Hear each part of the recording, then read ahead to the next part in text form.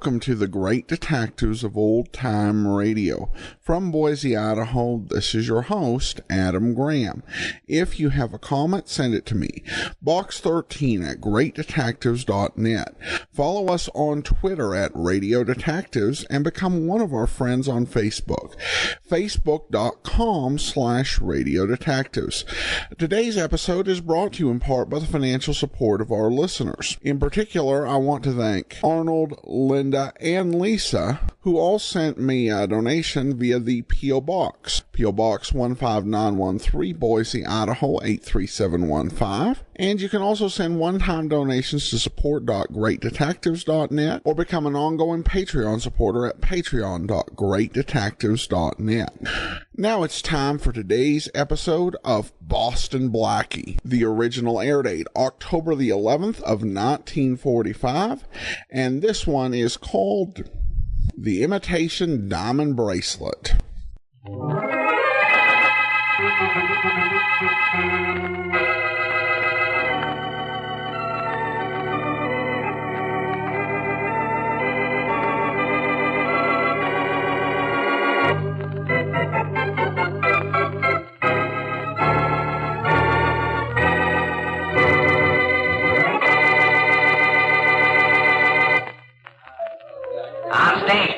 Everybody. On stage, everybody, please. Hey, Blackie. So this is what it looks like backstage at Carousel, huh? That's right, Shorty, only it's Carousel. Same thing. Only you pronounce it awful funny. Say, Faraday would like it here. He's been on the merry-go-round for years. And we're really going to see a big star in the show. She's a star in my book, Shorty. Actually, she's understudy, the leading lady. Yeah? Is that good? In the biggest musical hit on Broadway, nothing is bad. Here's the dough we want. Gee, really going to see a real live Broadway star. Want me to hold you up, Shorty? No, I'm leaning on something. Hello, Ivor. Mind a visitor or two? Blackie, how are you? Come on in. Thanks, Ivor. Ivor, this is my friend Shorty. Shorty, Ivor Withers. Oh, hello. How are you? Gee, a real Broadway star. Oh, not exactly, Shorty. Blackie, you remember my cousin Dick Ainsley, don't you? Oh, yes. Hello, Dick. How are you? Hello. Blackie, I think I'll have a look around. Huh? All right, but don't go far away. Okay. Well, Ivor, you miss me? What do you think? That's what I like. A nice direct answer. How are things at that swank jewelry store of yours, Dick? Oh, all right. Well, when they have a really nice big stone in stock, Dick, just let me know, and for half the take, I'll steal it for you. That's not very funny, Blackie. I was going, Ivor. See you later. Dick, wait. What's the matter, Dick? What's the matter with him, Ivor? That remark you made about stealing a diamond. Why, Dick ought to know better than to... Well, you don't understand, Blackie. There was a robbery at the store last week. Dick was under suspicion. Probably still is. Oh, I see. Everything's all right now, though. But Dick feels funny about it. He's always thought a lot about you, Blackie. Maybe you could find out something about the robbery. Oh, no, Ivor, not that. I've given up all interest in stolen diamonds. Unless, of course, I'm the one who stole them.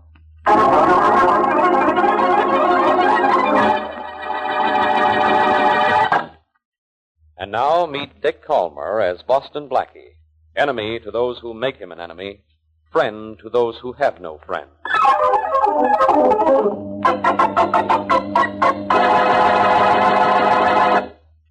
I'm sorry I had to refuse your check this morning, Mr. Bernard, but Mr. Marsh... It's all right, young man. $25,000 in cash wasn't easy to get, but it wasn't hard. Well, here's your bracelet, sir. Thank you. Want to look at it, Tom? Yes, I'd like to. Now, be careful now. It cost me $25,000. Oh, it's worth it, sir. Believe me, it's worth it. Beautiful. Just beautiful, Harry. Mind if I take it over to the window? Go right ahead. I'll wait for my receipt. I've really never seen such luster in diamonds in my life. It is beautiful, Mr. Bernard. Well, you had what I wanted, young man. What I want, I get. It certainly is lovely, Harry. I don't blame you for wanting it. Here. Oh, do you want me to wrap it, sir? No, I'll just put the box in my pocket. Goodbye. Goodbye, sir. All set, Tom? Anytime you are, Harry. I'll open the door for you. $25,000 bracelets deserve some consideration. Thank you. On behalf of me and the bracelet. Goodbye. Goodbye. After you, Tom. All right. Oh, by the way, young man, in case I want to buy something here again, whom shall I ask for? Well, my name is Ainsley, sir. Richard Ainsley. Fine. I'll come see you. Goodbye. Thank you. Goodbye. Well, Harry, I hope you're happy. Where to now? Across the street to Gallagher's to have the bracelet appraised. I think I made a good purchase, but I'd just like to make sure.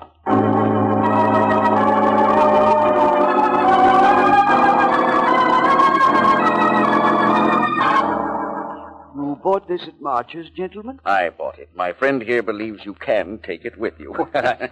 I'm going to try. It's a beautiful piece of work. Very beautiful. Huh? Well, what would you people here at Gallagher say it was worth? For what it is, a great deal. It's a magnificent piece of craftsmanship. Of course, you know it's an imitation. It's what? But a lovely one. It's worth at least $400.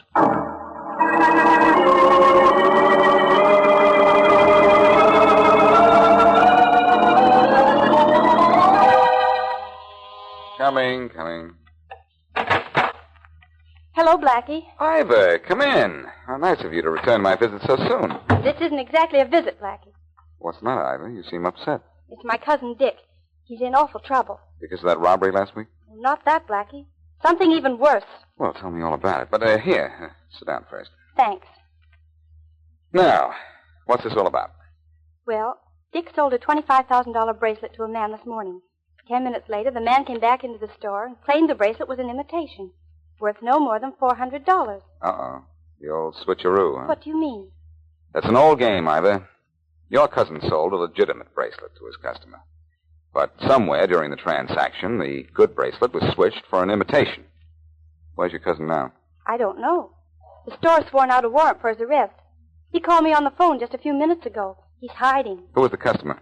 A man by the name of Harry Bernard. Where did Bernard take the bracelet to find out it was an imitation? Just across the street from March's, to Gallagher's. He was back in 10 minutes. Well, that proves the imitation was made to order long before the bracelet was bought. That doesn't prove Dick isn't guilty. No, it doesn't. But I won't be able to prove anything until I find out who made that imitation. Who are you calling? My friend Shorty. He knows just about every off-the-record person in town. He might be able to tell me what I want to know. Blackie, you're going to help Dick? If I can. Hello? Shorty? Yeah. Shorty, this is Blackie. Oh, hiya, boss. Shorty, who is the best maker of paste jewels in town? On a level or off it, boss? Off. I'd like to know who could make an imitation of a $25,000 bracelet so good it could get by anybody but an expert. Oh, that's easy. Only one guy in town could do a thing like that, boss. It's Sam Watkins. He's got a shop at 211 Front Street where he makes paste jewelry. Okay, Shorty. I know him, and I'll find out who paid him to make a certain imitation, even if I have to paste him.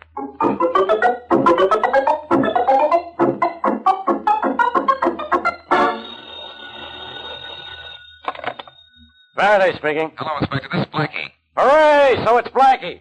Look, leave me alone, will you? I have enough trouble already. You'll have a whole lot less if you listen to me. A whole lot less what? Brains? Look, Blackie, I'm busy. Doing what? Making more mistakes? My only mistake was not slapping a charge on you years ago and making it stick.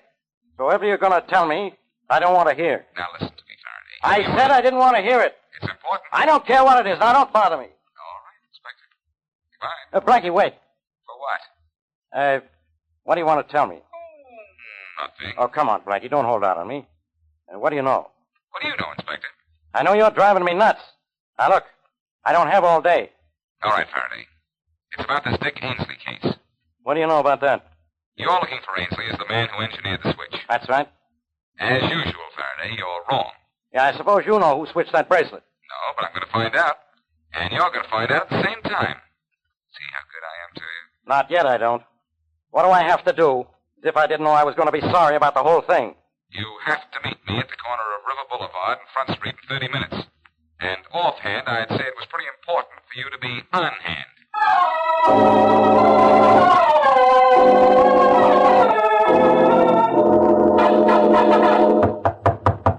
Yeah, who is it? Boston Blackie. You got the wrong place. Beat it, bud. I'm looking for Sam Watkins. He ain't here. Door's locked and it's gonna stay that way. Open up, Sam. I know it's you. Don't fool Inspector Faraday, Blackie.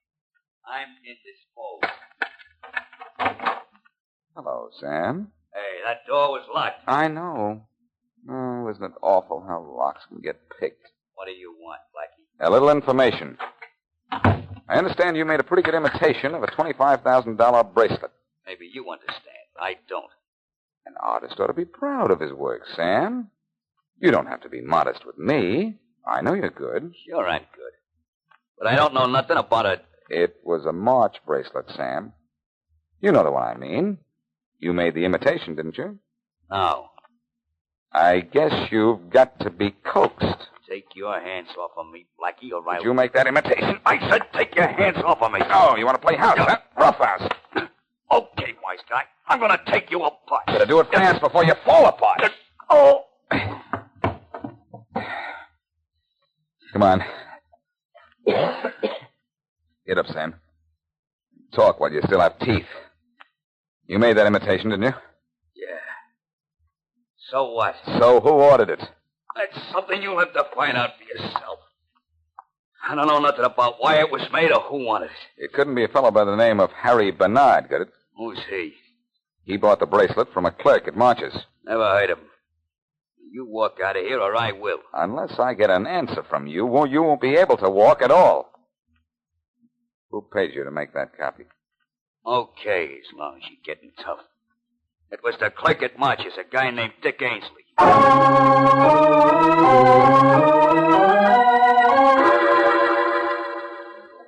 Girls' chorus on stage, please. Girls' chorus on stage. Come in. Hello, Ivy. Oh, Blackie, what took you so long? I called you just 10 minutes ago. Oh, it seemed like 10 hours. I'm supposed to be rehearsing, but I've been trying to get Dick on the phone. I can't find him anywhere. Have you tried jail? Have they arrested him already? I don't know. Wise guy that I am, I had Inspector Faraday listening outside Watkins' door. And the inspector said he was going to arrest Dick? He probably has done it already. Oh, thank heaven you're here. Dick, where have you been? All over town. The police are looking for me everywhere. I've got to hide, and you've just got to hide me. I didn't steal that We know bracelet. you didn't, Dick. We know you didn't. But maybe you ought to give yourself up just till we prove it. No, I won't. I'm in enough disgrace already. Before I go to jail, I'll kill myself. Do you understand? I'll kill myself.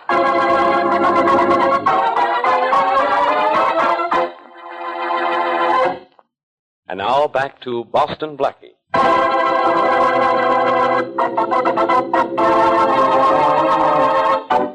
When Blackie went backstage to see his friend Ivor Withers' Broadway hit Carousel, he didn't expect trouble. But now he has plenty of it, trying to prove that Ivor's cousin, Richard Ainsley, is innocent of selling an imitation bracelet in place of a real one. With Faraday listening outside, Blackie forced the man who made the fake bracelet to tell who ordered it from him, and he named Richard Ainsley. Blackie returned to Carousel to see Ivor Withers when Richard rushed in and demanded to be hidden from the police. As we return to our story, we're still backstage. And Ivor Withers is on stage rehearsing one of the songs she made sings him in the the play. way that he is, whether he's false or true. Something gave him the things that are his. One of those things is you.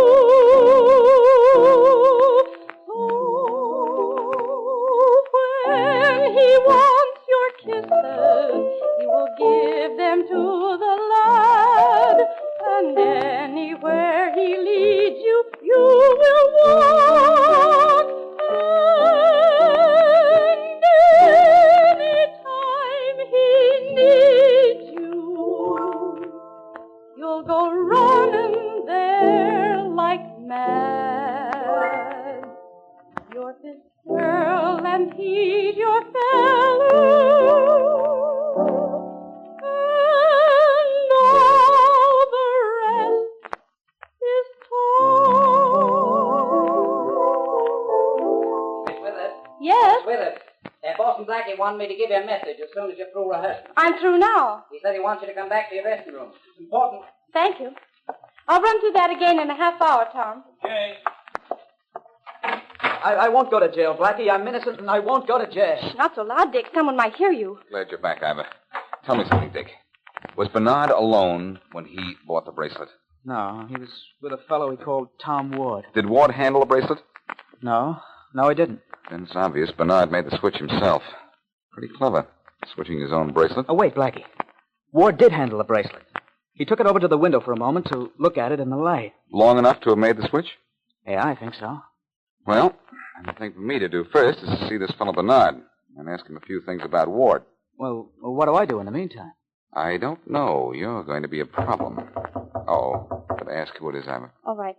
Who is it? Inspector Faraday of the police. Police? Tell him to wait a minute. Just a minute. I say you were going to be a problem, Dick. You're a problem right now. You've got to hide me. Hey, what's going on in there? Just a minute.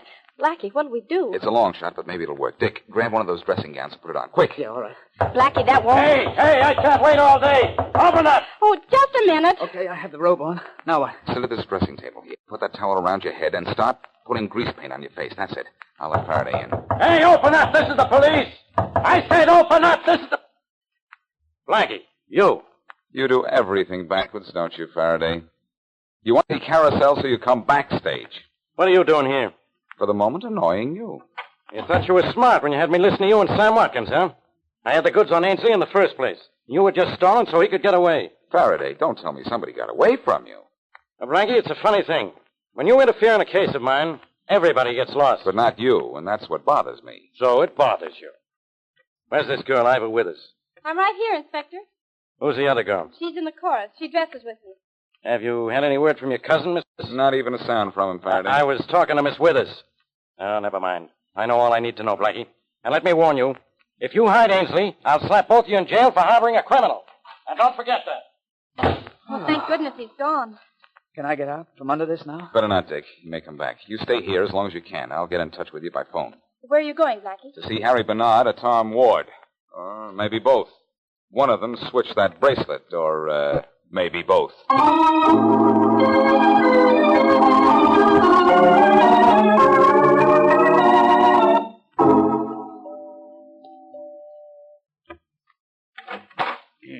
Yes? Does a Tom Ward live here? Mr. Thomas Boynton Ward, yes. Who's calling, please? Boston Blackie. Step inside. I'll see if he's in, sir. Thank you. This way, sir. Say, what is this, a home or a museum? It's Mr. Ward's townhouse, sir. Townhouse is right. You've pulled a good-sized town. We like it. We like it. We servants, sir. Oh, brother. Mr. Ward should be in the library here.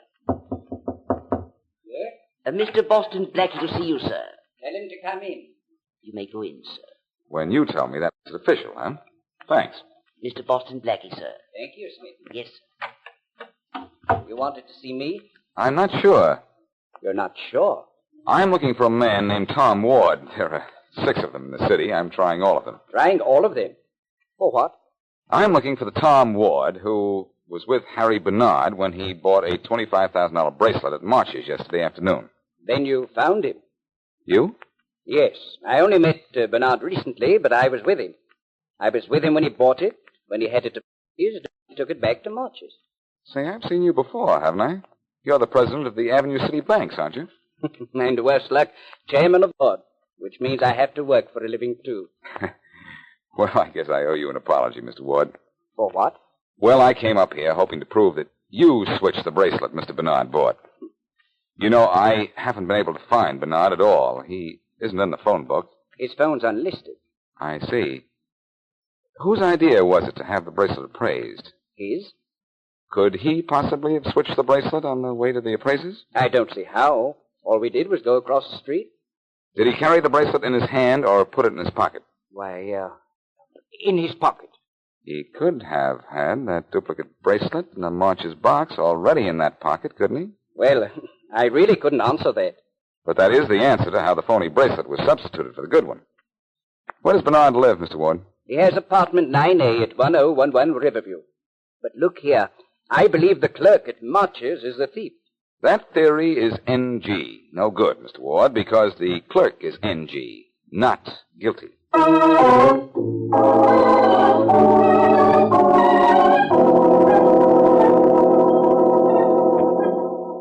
The sign says apartment 9A is down this way, Blackie. Thanks, Shorty. Come on, Faraday. I don't know why I let you waste my time, Blackie. Dick Ainsley is the man I want. You want Harry Bernard, and you're going to get him, thanks to me. Then explain why Sam Watkins said he made the phony for Ainsley. That needs explaining only to someone as dumb as you. He was covering up for his partner. What partner? Bernard! That was a tough bracelet to copy. He wouldn't do the work for less than half the cut. Yeah, that was a tough bracelet to copy. The phony one looked like it was worth $1 million. Hey, here's apartment 9A, Blackie. Shorty, you're brilliant. I am? Now, you let me handle this. No. I want this done right. Maybe nobody's home. The girl at the desk downstairs said Bernard hadn't left all day. I think I can handle this door. You picked the lock so quick, Blackie. Amazing what I can do when I try, isn't it, Faraday? Besides, it wasn't locked. Go on, let's go in. Gee. Boy, sure is a swell journey. Well, Bernard enjoyed it. Because where he's going to spend the next 5 years, the gate car isn't... Look. Uh-oh. Gee, boss. He looks a little dead. Shorty, there's no such thing as a little dead. Like there's no such thing as a little garlic. It's Harry Bernard. Plenty of identification. All right, Blackie. Now, wait a minute, Faraday. Wait a minute. This is one time you can't say I killed him. I brought you up here so you could arrest him. Yeah, that's right. Arrest him? Arrest him? How can I arrest a dead man? You can't. But you can grab the guy who fired the shot into Bernard. Yeah, let's go then. Hold everything. I'm going to see him first. Shorty, you stay here. What, a dead guy? I'll be here to keep you company. The corpse will be more entertaining. Shorty, listen. In about half an hour, the phone will ring. Here's what I want you to do.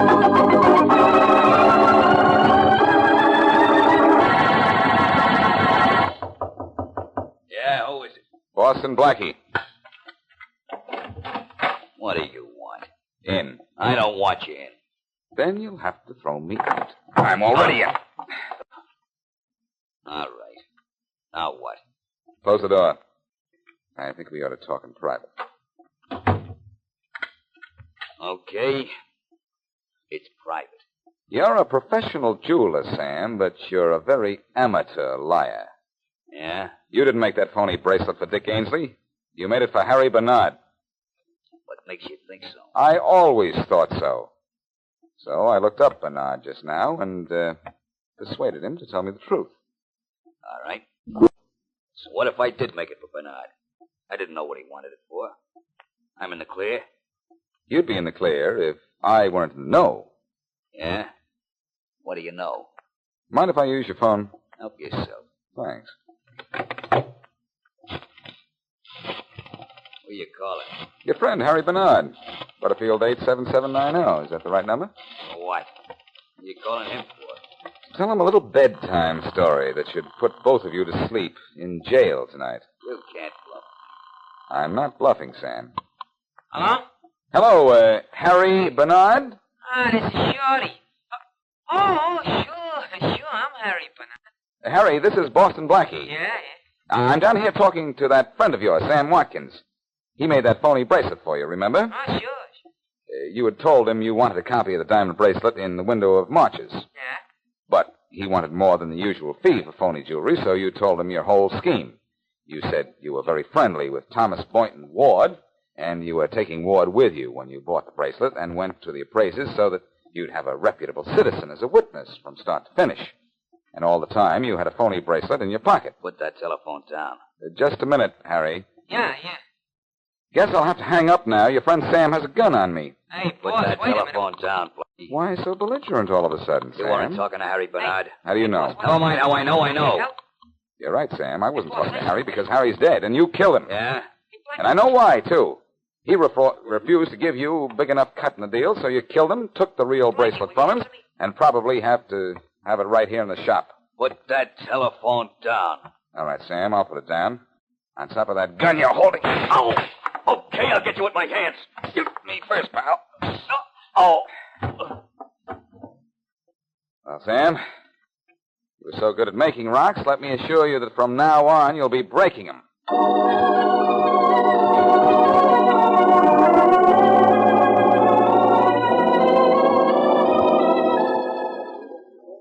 Oh, Blackie, thanks for everything you did for Dick. Wait, Ivor. I want to thank Blackie myself. I don't want any thanks from either one of you. Just do me a favor, will you, Dick? Anything you say, Blackie. Don't get yourself into a spot where you have to look like a girl again. You look terrible. You know, if I'd used my head, I'd never have gotten into trouble. I noticed that fellow, Sam Watkins, hanging around outside the store for a week, looking at the bracelet in the window. I thought he was doing a sketch, too. Doing a sketch, huh?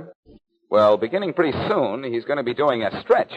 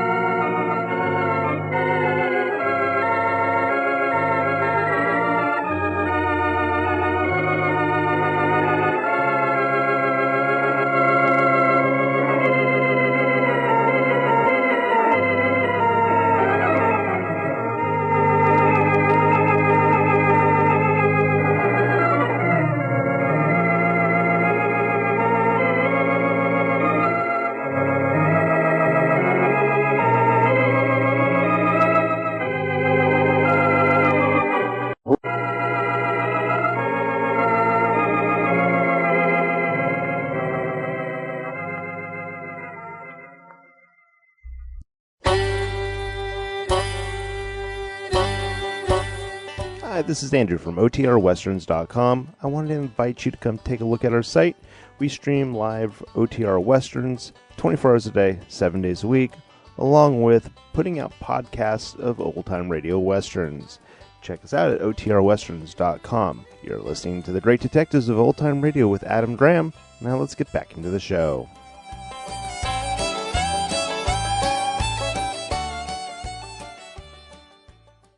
Welcome back. Poor Faraday. He was so disappointed when he found out there was no way for him to blame Boston Blackie for this one. It is kind of an interesting dynamic in these episodes where Blackie essentially has a rotating supporting cast. Some episodes, Blackie won't have any assistant at all, and then in others, it's just Shorty or just Mary. Kind of rare to hear both of them in the same episode at this point in the series. All right, well, listener comments and feedback now. We have a letter from Arnold. He writes, "Thanks for the programs. When I was a kid, my dad built me a radio. I used to fall asleep listening to it. I loved Escape, Suspense, Lux, etc. Now that I'm older and I have trouble falling asleep, so I went back to listening to the old radio programs. It works like a dream." Well, thanks so much for sharing, Arnold. I appreciate your comments and your support. That'll actually be all for today. Join us tomorrow for yours truly, Johnny Dollar. Next Thursday, another episode of Boston Blackie.